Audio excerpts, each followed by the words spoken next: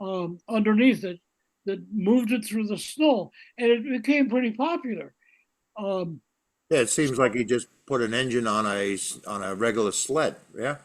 it almost is, except he's got that track underneath Mm-hmm. that moves the snow, and it got in such demand that he finally turned the patents over to this four-wheel drive company in Clintonville, Wisconsin, and ultimately they produced them. They produced several hundred of them until Skidoo sort of got into the game and made it an even more improved vehicle. Well, we're here on a very cold night in Millbrook, New York, and I have the perfect subject matter to discuss this evening. I have a thrice returning guest, Larry Jorgensen, back with a brand new book about snowmobiles. How you doing, Larry? I'm doing good, Tom. Thank you, and it's good to be back. Yeah, It's even cool where I am, but right now we don't have any snow down here, and I don't yeah. think we will. I forget where you're at. You're in Florida or South No, Carolina, Georgia, right? I'm in the central part of Louisiana. Oh, Louisiana. I knew I Yeah, picked a I'm southern on a state. pretty little bayou down here, Yeah, but it's cool. It's cool what we normally have this time of yeah. year. Hold on one second, Larry. So, welcome back to the Gritty Hour, Larry. It's great to have you back. It's great to be back. So you're the author of. We've had you back. We've had you on twice previously. One on a book you wrote called "The Coca-Cola Trail," Right? and a second time on a book called "Shipwrecked and Rescued." Both of them were Correct. interesting Correct. podcasts. I had a lot of good feedback about both, and I know you've had a lot of good feedback on those books, which we'll get into in a minute. But now you have a brand new book, which I'm looking forward to reading, even though it's about 20 degrees out where I'm sitting. It's called Make It Go in the Snow, People and Ideas in the History of Snowmobiles. So that's a brand new book. You're a prolific writer, Larry. Well, we can keep working at it. I've got one that I'm going to bring back. I'm revising one Mm-hmm. uh, that I did several years ago, Yeah. and it's about a kind of a ghost town in Louisiana. Ah, So we should have that ready to go in about 3 or 4 months. very good. So tell us a little bit about Make It Go in the Snow. Well, people think that snowmobiling and anything to do with it is as recent as the 1960s. Really isn't. The name snowmobile was actually copyrighted in 1912. Wow.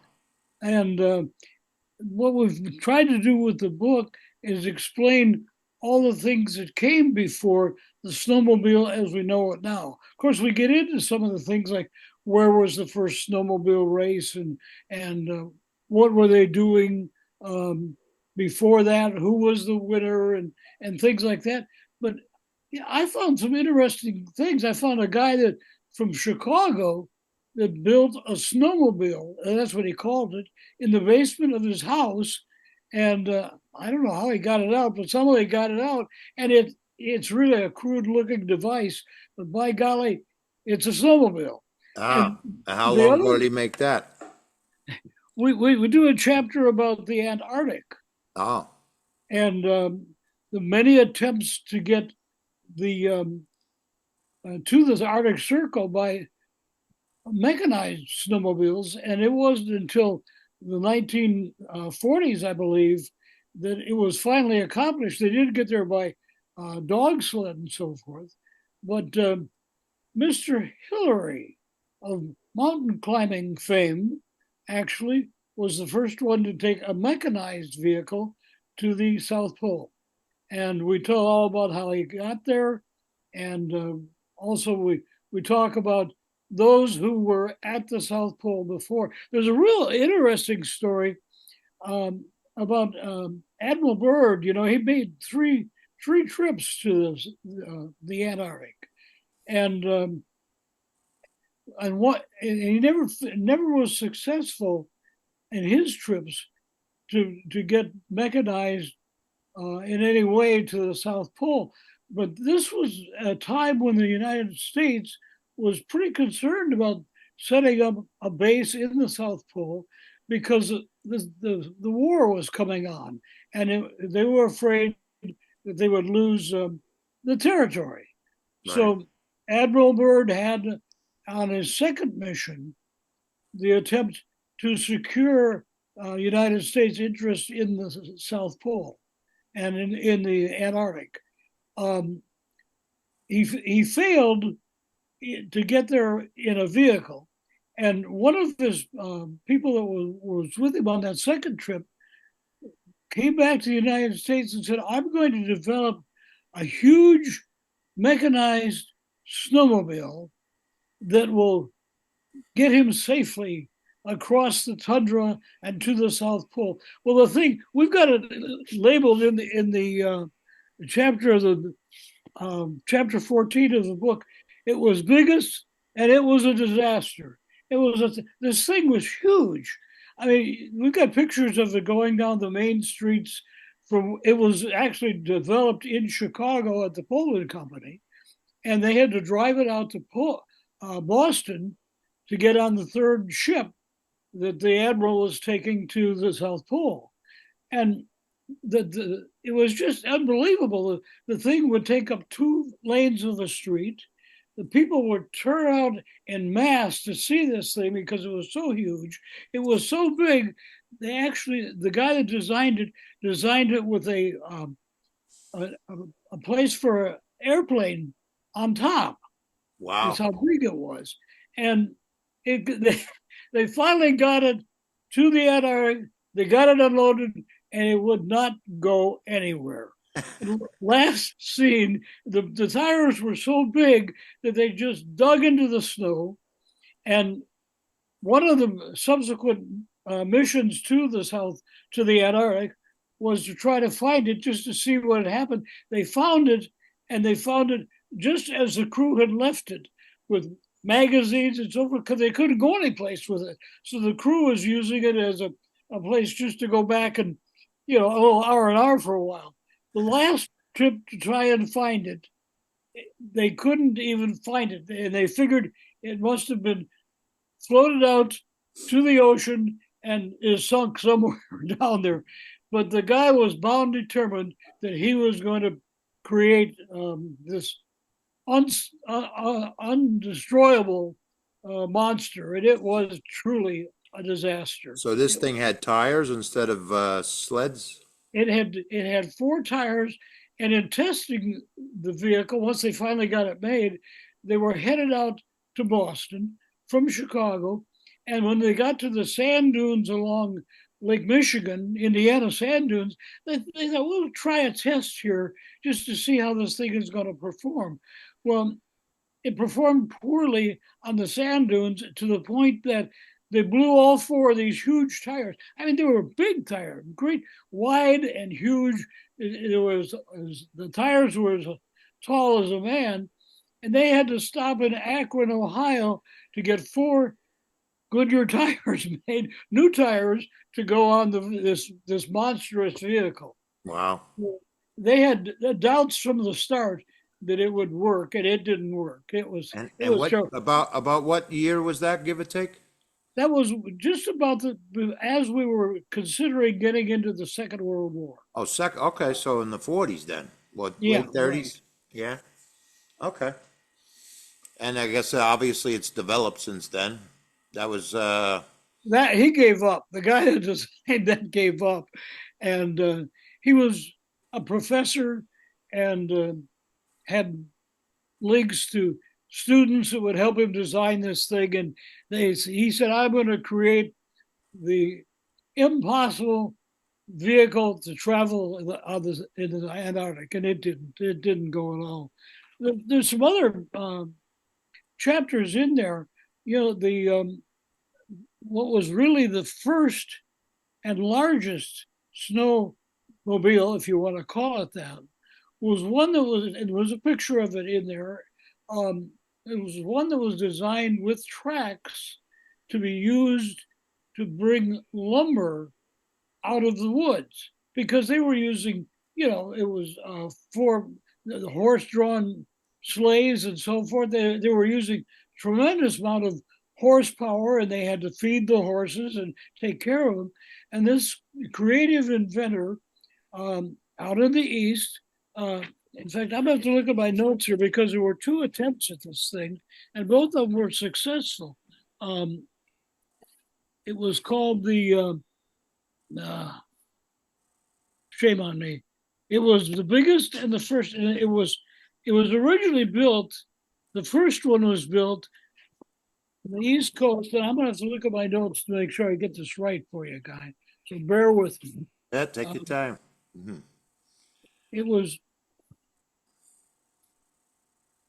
okay. It was called the Lombard Log Hauler, and Okay. It was built by a Mr. Lombard in Springfield, Maine, and he got into building it because he was pretty creative engineer, and he met a gentleman on a train ride one time, and this gentleman had logging interests, and he complained about how it was difficult with the horses to get the logs out of after they were cut down, how expensive and difficult it was to bring them up on horseback. And he challenged him. He said, with your engineering talent, you should be able to come up with some sort of a mechanical way that we can do this. Well, he invented, and there's a picture, several pictures in the book, this huge Lombard log hauler. Well, what happened? Uh, Someone in Wisconsin, Eau Claire, Wisconsin, basically, saw it, went out and bought one, and also bought the rights to build them. And so he started building them in Wisconsin, and they called them the Phoenix log haulers. Mm.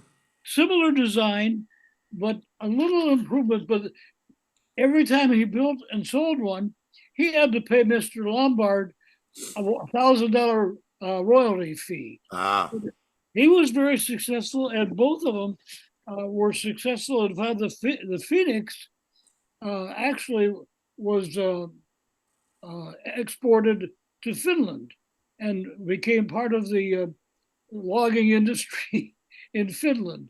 I'm So sharing what I think is the Lombard log hauler on my screen. I don't know if you can see it, Larry. yeah, that looks It like looks the almost, Lombard. The Phoenix was very similar. but that looks almost like a train. Yeah, but it was truly, it could be called a snowmobile, and Was it it was. it was steam, coal steam? It was steam. There is still one of them. In fact, there's a few of them around, but not much, not many. There is one in Wabino, Wisconsin, from the Phoenix uh, design, which is Uh-huh. very similar to this one. Yeah. And in the book, we show the manufacturing of the Phoenix and of the Lombard. So where did it operate mostly out of? Alaska or? No, it in all there's different logging areas. Uh-huh. The North Woods of Wisconsin, in Maine. In fact, there was a university project that took 20 years, but the students recreated one, found one that was a disaster, and the students year by year made parts for it and created one. The one in Wisconsin, the Phoenix, is at a museum in Wabino, Wisconsin.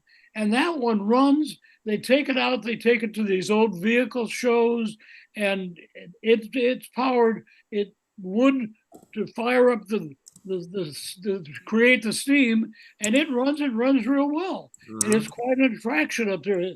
These old vehicle expos that they have, the festivals and that, it's always a very popular attraction.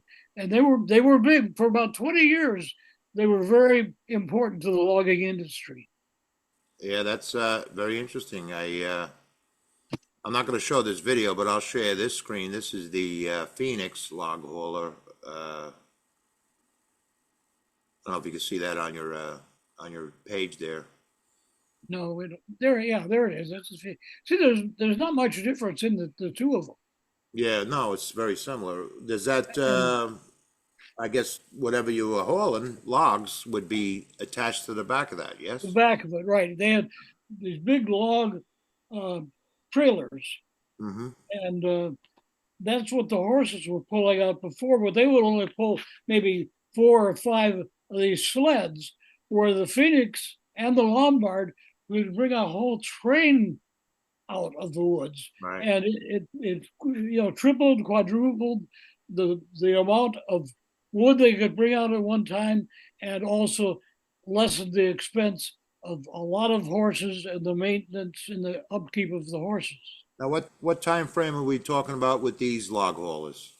We're talking about in the peak of the um, lumbering industry back in the 20s, Hmm. a little before that, 20s, 30s. By then, the uh, trucks with diesel power started to replace them, get into the woods and haul them out, haul the logs out, and so forth. And they were really um, antiquated by the diesel trucks being able to finally get into the woods. Right. Well, I know even today, using snowmobiles and even dog trail. What do you call those things with the dogs running in front of them? Dog sleds, right? Dog sleds. They still bring supplies out to rural areas in Alaska here in our country. Well, and that's very common.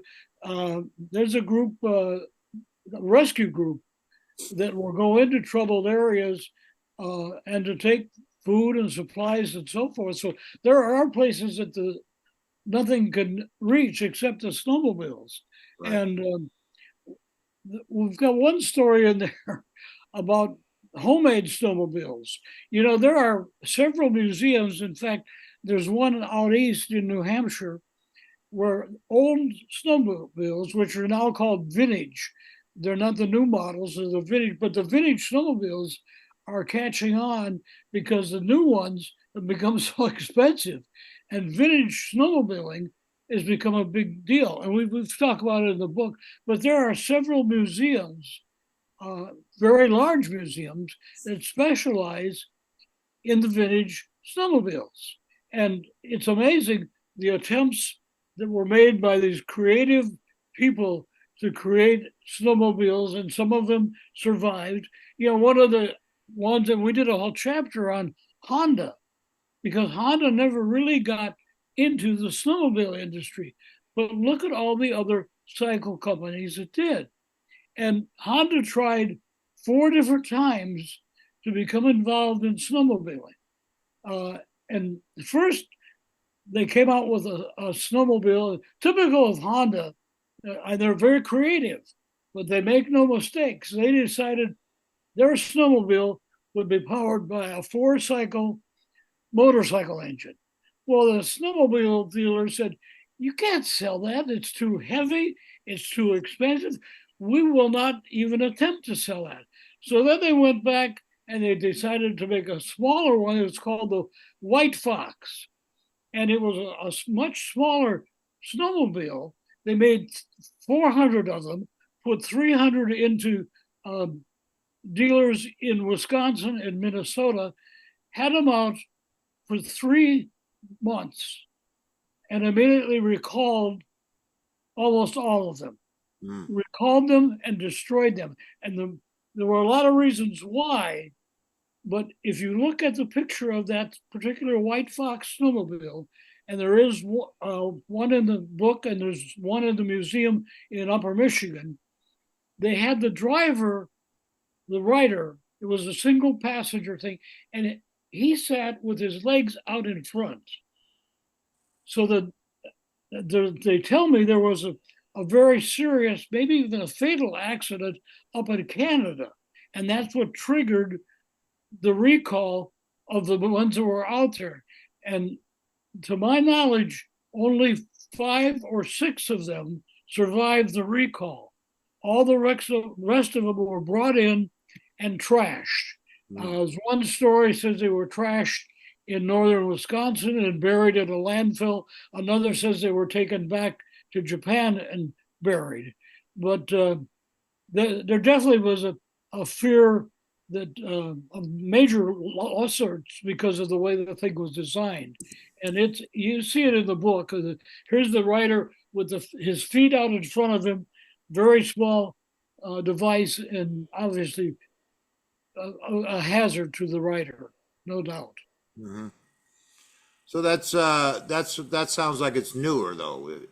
Yeah, that was developed in the '60s, and then Honda went back to another snowmobile company and tried to devise a twin track snowmobile, and that didn't work.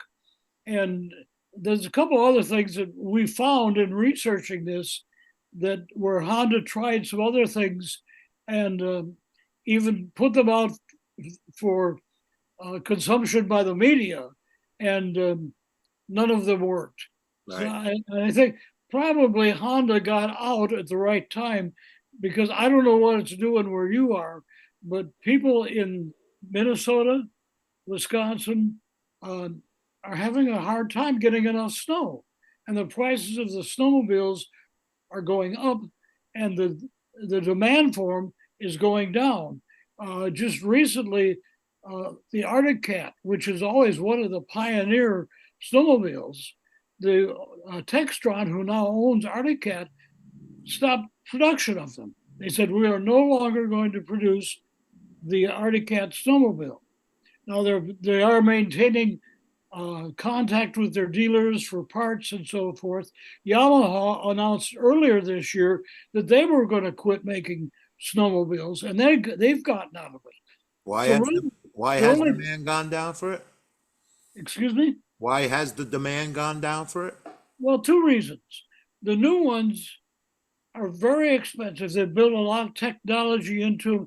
They've made them harder to ride to the average snowmobiler because if you look at the uh, photos today from like Eagle River where the World Championship is going on, these are really trick snowmobiles and they're really hard to go out and just trail ride. The average snowmobiler today, he wants something to go out and ride, so he's going back and buying the vintage machines, and actually the vintage machines cost much less. They're comfortable to ride, and they're easy to maintain. And the vintage snowmobiling is coming on stronger than anything. For example, at the World Series snowmobile racing in Eagle River, they now have several divisions that are dedicated to vintage snowmobiling. And then, of course, they have the Snow Pro as well. But that whole industry is in tough shapes right now. The major two snowmobile manufacturers today are Polaris, which is in Minnesota, Roseville, Minnesota, and Bombardier, which is in Canada. They make the Skidoo, and they're the only two big companies still making them. There are a few guys that are making them in their backyard and that type of thing, and that's where we dwell a lot in the book on the original snowmobile manufacturers, who they were, the little guys that had an idea. Uh, they credit the first snowmobile, and I think we got it in chapter 1 of the book, is the Ellison out of Sater, Wisconsin. And the reason they call it the first snowmobile, because it was really the first snowmobile that was track driven and went into mass production. And we've got a pretty good story is how Mr. Carl Ellison, who developed it just for his own use, started getting people that wanted it. It got to the point where he was making 5 or 6 a year, and he couldn't keep up with the demand. There was a company in Clintonville, Wisconsin, that was known for making four-wheel drive vehicles, and they took on the production. There he is. That's Carl Ellison. You can see how he attached an engine to the front and had a track underneath it that moved it through the snow, and it became pretty popular. Um, Yeah, it seems like he just put an engine on a regular sled. Yeah. it almost is, except he's got that track underneath Hmm. that moves the snow, and it got it's such demand that he finally turned the patents over to this four-wheel drive company in Clintonville, Wisconsin, and ultimately they produced them. They produced several hundred of them until Skidoo sort of got into the game, and made it an even more improved vehicle. So But this guy, this picture we're looking at, what would you say that was circa? that was probably taken about 1912, 19, no, 1920, because Okay. he was using a variety of engines. He was using motorcycle engines, whatever he could get his hands on, really, Hmm. to power it. I mean, there wasn't this big demand for motorcycle engines at that time, and he was using a variety of engines to make it go. It went from there. One of the competitors, and we write a whole chapter about um, powering it with air power, because a lot of inventors said, "Well, wait a minute, we'll put an airplane engine on the back of this thing, and Gee, we'll motivate it. Make it go with air power." And yeah, there were several companies that got into that, and there was a resort about 20 miles away from Sainer, where he was, where the owner of the resort um, created his own uh, air powered snowmobile using an airplane engine on the back. And what used to take him 2 days to go to town and get supplies because he was way out of town, he could make it in a day, go to town and get supplies for the winter and get back with his air powered snowmobile. right, Other companies got into it. There was a company in Crosby, Minnesota that ultimately made the Scorpion snowmobile, became a very popular snowmobile. But they first got into it because they thought there was a future in making the air powered snowmobiles, and they started making a air powered snowmobile. I think they ultimately made about 20 or 30 of them, hmm, two different styles. The Polaris company up in Minnesota got involved in it, and they bought a special model, just called a Polaris air model, And what happened again? It's a tragedy.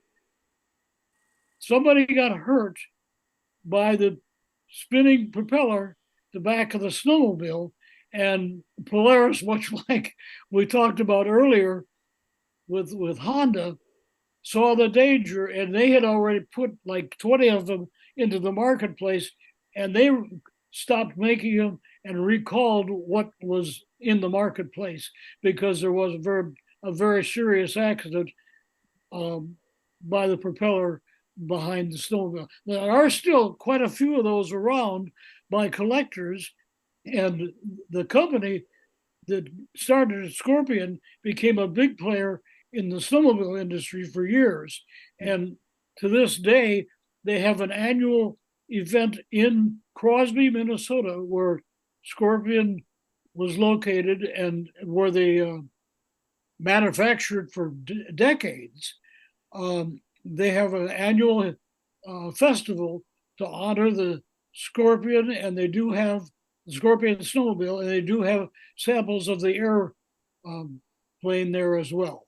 right. So it's the history of snowmobiling goes through so many different facets. Um, we talk about homemade snowmobiles up in the Upper Peninsula of Michigan, where they get a lot of snow, regardless of what's going on in Lower Michigan. There was a rocket science um, launch site out on the peninsula of the Keweenaw Peninsula, and a little inventor there in the Keweenaw made a snowmobile. And he just got intrigued by the fact that they were sending these experimental rockets into space over Lake Superior, and he somehow made contact with the guys that were doing this in the winter, and he got involved with them, and he would haul the rockets out to the site where they were going to be launched. And that went on for a couple of years. And it was just because he made this snowmobile himself in his little shop, and became fascinated by the rockets being launched into Lake Superior. And we got a little bit about him, not a whole chapter, but we do talk about him in one of the chapters of homemade snowmobiles. There Oh, were people that one guy um, who took a track, basically a farm track, and he took the steering wheel from an old Plymouth automobile and he fabricated a seat and just created everything himself, and it worked real well. He and his friends used it for quite a while before it ended up in one of those museums. So there were a lot of attempts at making homemade snowmobiles, and we go into a lot of them in the book. Um, Well, I've, before we keep going, I wanted to show, well, before I even show the book, because I want to make sure we show the book, I have to ask you a question, because I'm going to share, this is the page, I don't know if you can see it, for Shipwrecked and Rescued. that's the page. Yeah, that's it. The book You'll about, notice in the corner, lower left corner of the cover, it got that award as one of the 10 notable books of the year up there in the Upper Peninsula of Michigan. congratulations. We're very proud of it, and we've gotten a lot of feedback Yeah, from. it's been well received, obviously, but I was going to ask you because a lot of this, well, this shipwreck, which is the focal point, was the city of Bangor, was the name of the ship that shipwrecked. Right, A bunch of Chryslers on it, right? That was right. the name of the It book. had 1927 Chryslers, Yeah, which were brand new because the shipwreck was in 1926. but the wreck was in the Great Lakes. It might have even have been Lake Superior, if my memory serves. Yeah, it was Lake Superior, and if you look at the map of Upper Michigan, Mm-hmm. there's this peninsula called the Keweenaw Peninsula that juts into Lake Superior. Uh, And consequently, they get a lot of snow and they get a lot of bad weather. The wreck happened in November in Lake Superior. right, Now, if you look at history, it was November when the Edmund Fitzgerald went down.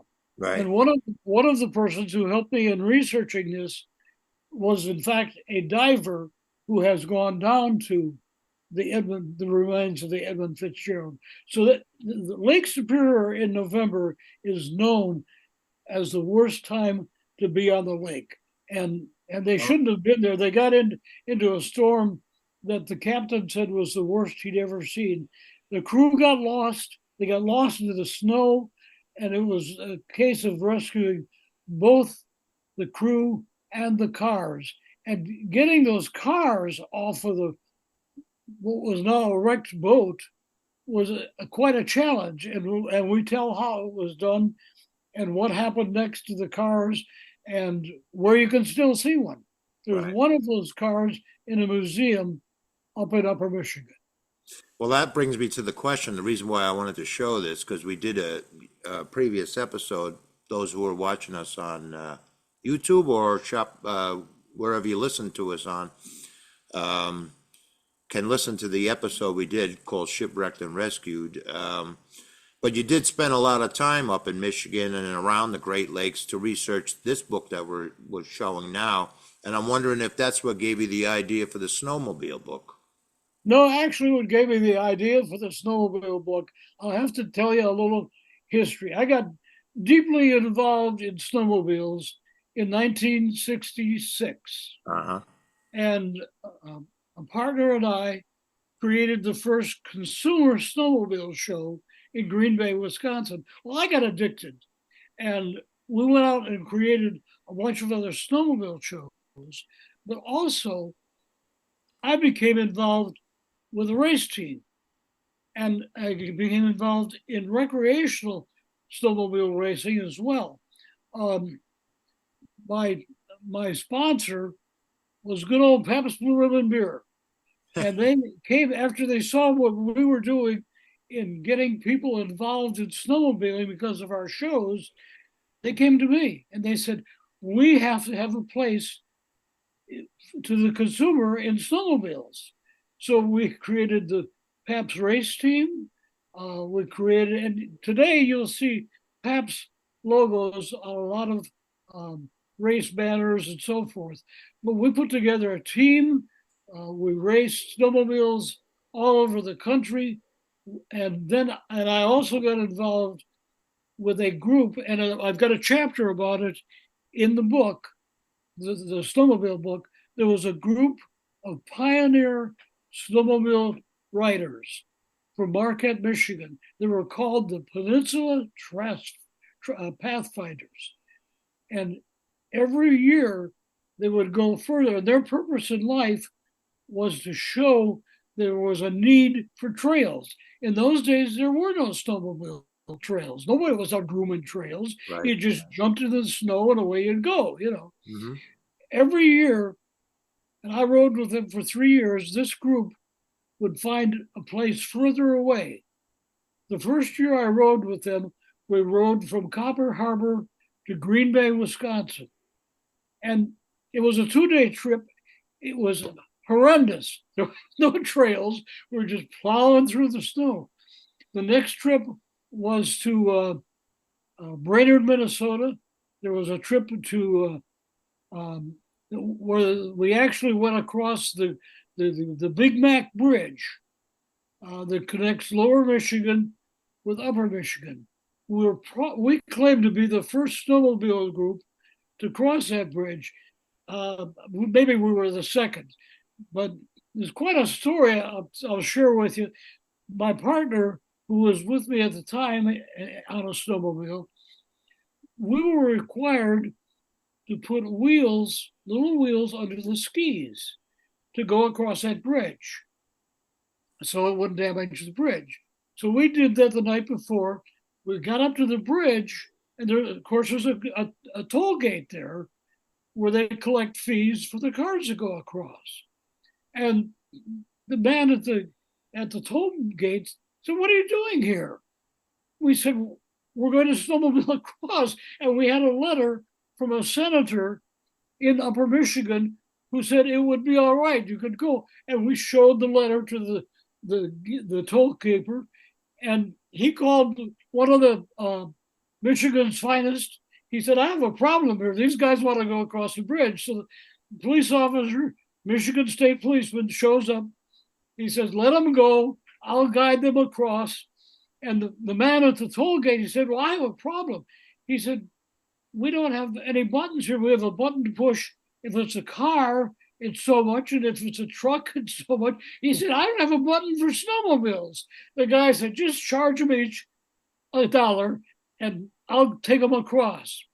So we get in line behind the police car.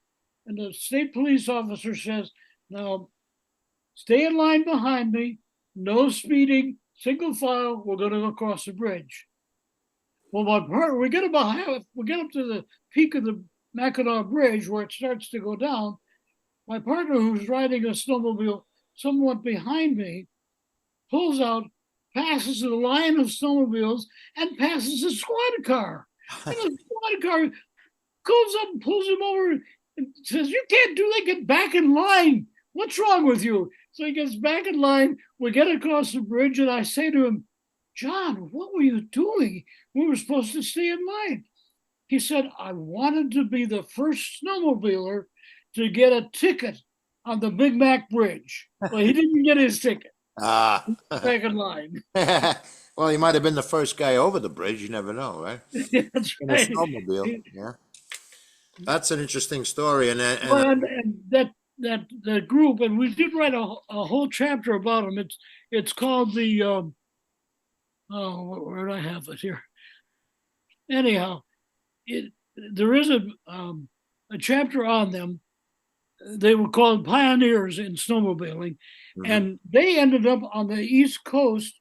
And one of the guys who was on that team, that crew, actually went into the Atlantic Ocean with a snowmobile, and there's a picture of him riding in the Atlantic Ocean on his snowmobile. wow. Had to be a cold and wet ride. Oh yeah, I'm sure he didn't last long. How long can he stay afloat? Eh? Well, you get the snowmobiles nowadays. They actually have contests to go across the water. They'll find a body of water and they'll run the snowmobiles across it to see who can make it and who doesn't. Oh, I'm interesting. looking for that chapter. Well, we have your book up here in front of us, and make it go in the snow. Chapter 16, Trailblazing Pioneers. Yeah, good. That was the Peninsula Pathfinders.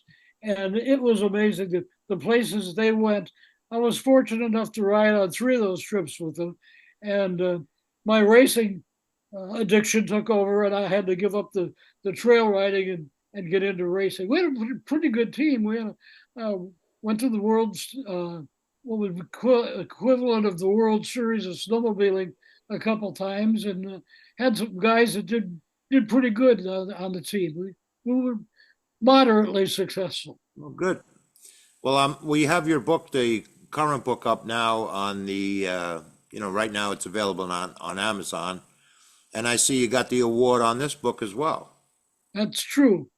We just got word of that a couple of weeks ago, Mm-hmm. and I was just amazed. I thought, the book is the award is primarily given about people who either write about the Upper Peninsula or live in the Upper Peninsula of Uh-huh. Michigan. Oh, I And see. I asked him, I said, I get to Upper Peninsula when I can. I love the area, but I live in Louisiana. Mm-hmm. And he said, you've written so much about it. You've got so much history about Upper Michigan. We consider they call Upper Michigan people, they're called Yoopers. Ah, And a little trivia on that, if you live above the bridge, above the Mackinac, you're a Yooper. You live up in Upper Peninsula. You're a Yooper. mm-hmm. And I asked one time. I said, "Well, what if you live below the bridge?" And he said, "Well, if you live below the bridge, you're a troll." And people in Michigan who know this refer to themselves as trolls if they live in lower Michigan. Yeah. Well, then you're an honorary Youper. I'm an honorary Yooper, you Yeah, bet. very good. And I get up there as often as I can because I do love the Upper Peninsula. Yeah. I get they have a hey, what about the Michigan football team? They may be headed to the Super Bowl. They're sure the Lions are sure doing well. The And Detroit Lions, yeah. Mm-hmm. I was asked. I do some media work, and I was asked what would be the favorite food of the Detroit Lions if they end up in the Super Bowl. Just a tribute to them. Um, and one of their favorite foods would be called a pasty. A pasty is a Yooper food. It was developed by the miners, and it was a crusty type meal like a meal in a crust, and the miners would take it down into the mines to eat with it. It became known as a pasty, and it is a favorite in the Upper Peninsula and somewhat in the Lower Peninsula. Yeah. And it would be probably one of the Michigan Lions' favorite meals. Yeah. Well, I before we started recording, you had mentioned something about the first time you were on our show. You had a book called "On the Coca-Cola Trail," Correct. which I'm hopefully going to show. Here it is, the Coca-Cola Trail. What were you saying about this book? You recently, Well, I recently got an invitation. There's a museum in New Orleans mhm. called the Southern Beverage and um, Food Museum. And I've gotten an invitation to do a book signing there. Oh, Well, very good. any excuse I can get to go to New Orleans is just what I like. Yeah, sure. Why So not? we may be in New Orleans with that book. The book actually has a sequel to it. Yes, yes. There was two of these books out.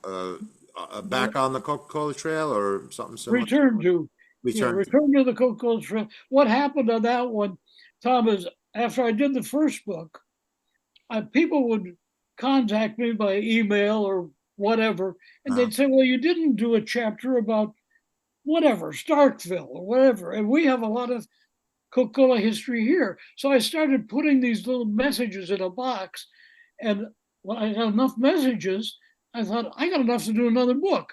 So I did the second book, and yeah. it's same thing. It's history, it's people and places, and a lot of pictures. Yeah, well, both books were very well received, that's for sure. And how are you doing with this book since it's been out? With the snow book, To make it go in the snow, yeah. doing real well. Yeah. There's a lot of crazy people that like snowmobiling and snowmobiles and snow stories, Hmm.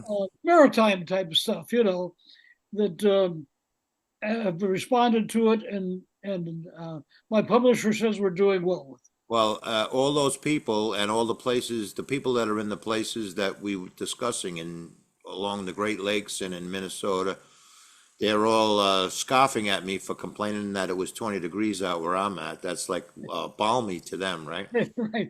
And even down here on the bayous, it's been as low as 40 a couple times, and Oh, I think today we got up to a balmy 50 degrees or maybe 55. So well, it should be cold I can again. relate to the problems in Minnesota and Michigan because I've been there too. Yeah, I'm sure it's pretty chilly out there. It's cold enough here for me. I'm in New York.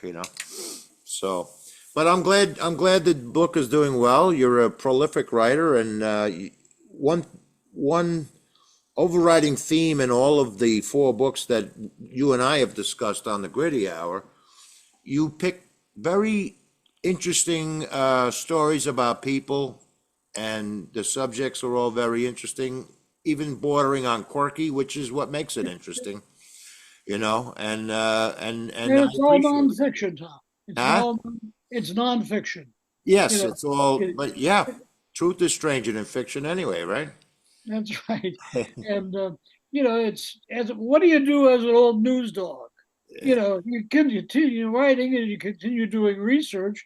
You just don't get paid as much for it Yeah, well, anymore. there you go. Well, all your books so far have been successful. I hope that continues. And you had mentioned also before we were recording, you have something in the works. I don't know if you want to share it with us or not. Sure, I don't mind sharing it. Way back when I wrote a book, it was called Hot Wells, a Louisiana Ghost. And it's a story about a town that is pretty much a ghost town. It still exists, but there's not much left to it. And it was started by a group that was drilling for oil, and instead they hit mineral water, hot mineral water. And this town and a health resort evolved out of that. Well, recently, and it's all the health resort is gone, and almost all of the town is gone. But recently, there's been some action to try to restore um, part of the town, and there is a gentleman who has purchased some land there, who is talking about uh, bringing the water back to the surface and creating an RV park and utilizing the water like in a swimming pool and so forth. So who knows? And the book I'm doing right now is I've had a lot of people ask about it. It sold out in two printings. So and they're still asking for it. So we're doing a revised edition. We're taking the old facts, bringing them back, and updating as we go through is what's happening now or what has happened since. Right. And it'll be a revised edition of Hot Wells, a Louisiana Ghost. And what's your ETA on that? Do you have one? Yeah, we should have it out. Publisher says if I don't have it out within 3 or 4 months, there's something wrong because we've got so much of it already written in the previous issue. Yeah. Well, I'm going to invite you back when that comes out again because I do enjoy the way you write. I enjoy your style. I, s- I remember reading the Coca-Cola Trail, and the Return to the Coca-Cola Trail was very interesting, and the Shipwreck book was interesting. You have a very interesting way of writing, and I appreciate that. I appreciate the compliment. Thank you, Tom. I really Yes, so appreciate it. we'll see you when that one comes out. Just reach out to me and we'll have you back on.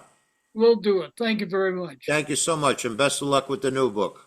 Thank you. It's called Make It Go in the Snow. Have a good night, Larry. Thank you. You too. Thank you.